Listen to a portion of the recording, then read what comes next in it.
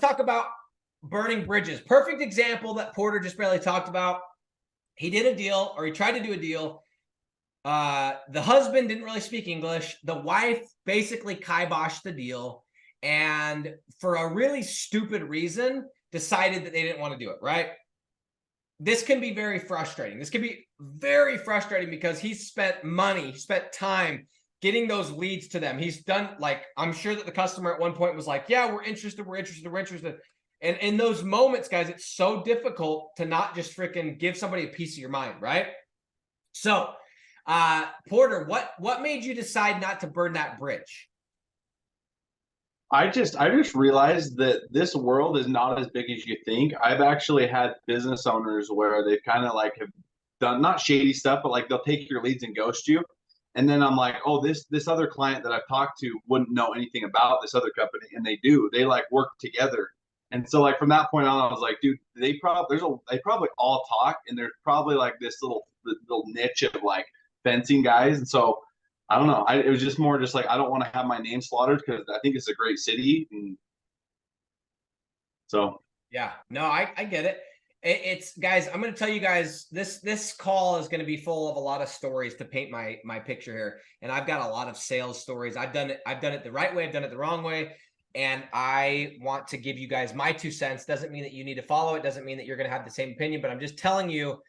And I'm going to wrap this call up with telling you what I believe you should do in terms of burning bridges or not burning bridges. Okay, couple stories, and this is what made me decide to talk about this today. We had a customer that I got back in 2021 when we were just ripping, when we were going super hard.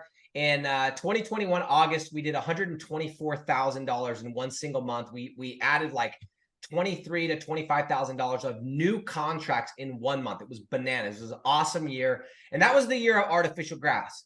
And I got a couple of lucky breaks because I was going after one niche, and then I found this supplier, and she wanted to give referrals, and so she was linking me up, and it was like it was kind of a perfect storm. I don't know if it was repeatable. I'm sure that I could replicate that, but it was just one of those months everything came together.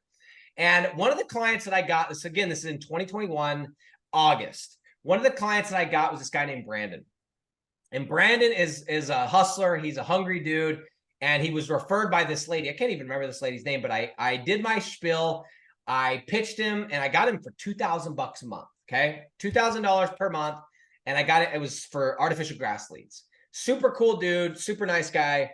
And we worked with him for a while, probably 6 months. And then we did what we always do: is after 6 months, we went back and said, "Hey, we know. Let's use an example. I know you're in Nashville, but could you take leads in Murfreesboro?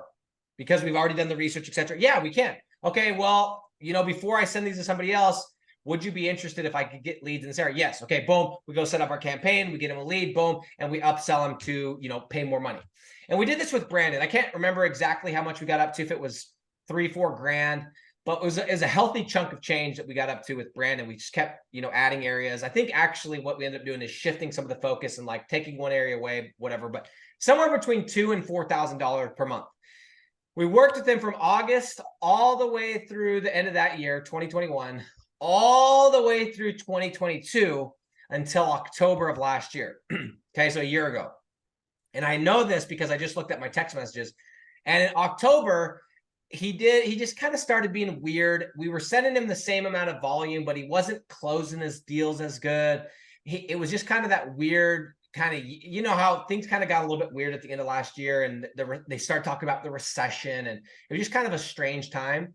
And he basically kind of just blew up at me and Francesca. He said, "Hey, what's going on with the leads?" I was like, "I'm gonna have Francesca call you, walk you through it." And I trained her. She called him, super nice, super apologetic, but she did exactly how she was trained. He was just kind of a dick. And he ultimately called me and texted me and said, "Hey, just cancel everything.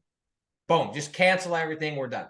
And I'm like, "Bro, we've been working together for like 14 months, and you're just going to send me a text and tell me that we're done?" Like, and that's, $2,000 a month. That's $24,000 swing in revenue. It's like not, at the low end, I think it could have even been a little bit more.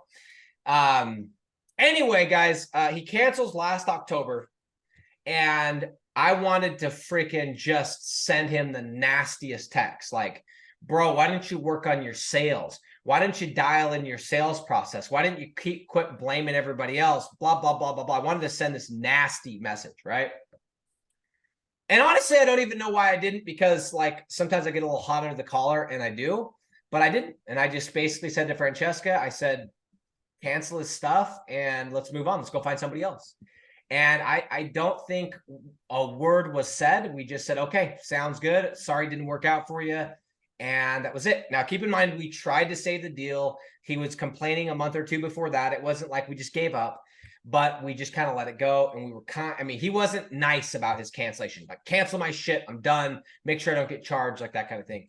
And we were cordial. We're like, okay, sounds good. Again, we didn't roll over, but we had already tried, and we could just tell it wasn't going anywhere. And we weren't at a lower price. We're not going to go and lower the price because he's complaining.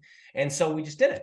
So I'm telling you that because I got a message. Let me tell you the exact day. I got a message from Brandon yesterday at 8:28 a.m. Okay. Talk about waking up to a nice little beauty like this.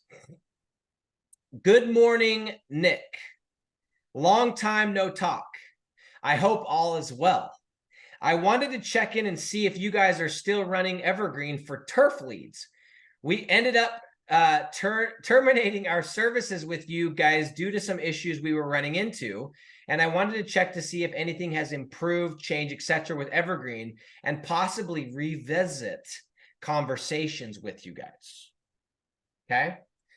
So yesterday, I got that text. I plugged him in with Francesca, and we are going to start working with this guy again. And we are going to pick up at the minimum of $2,000 per month, and probably up to $3,000-$4,000 per month. Okay.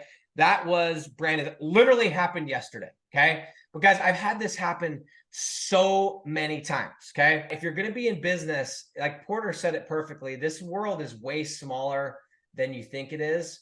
And the people that you are talking to right now, you never know when that person's going to make it in 3 years and they're going to be your customer. Or you never know when that person that you're talking to right now is going to be in the same business as you in a couple of years. And, you know, again, you guys might work together, or they are some authority in a space where somebody that you're trying to sell to looks up to them. Like, it never makes sense when it happens, but like when you look back at it, it never pays off to burn a bridge. It just doesn't.